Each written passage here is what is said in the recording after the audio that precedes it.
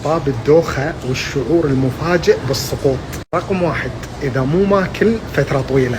رقم 2 إذا مو شارب ماي فترة طويلة. رقم 3 إذا مو نايم عدل. رقم 4 إذا كليت كمية كبيرة من الحلويات بفترة قصيرة.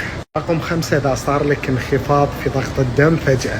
رقم 6 إذا حاشك ارتفاع أو انخفاض في سكر الدم فجأة.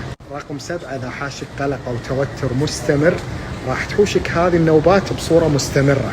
رقم 8 إذا عندك مشاكل في كريستالات الأذن. رقم 9 إذا خايف تركب لعبة جديدة أو خايف من تجربة جديدة عادي فيك هذه الدوخة. رقم 10 إذا تمرنت أي تمرين قوي أو شلت أي أوزان ثقيلة بدون تناول وجبات تتناسب مع تمرينك راح يحوشك شعور الدوخة أو شعور السقوط.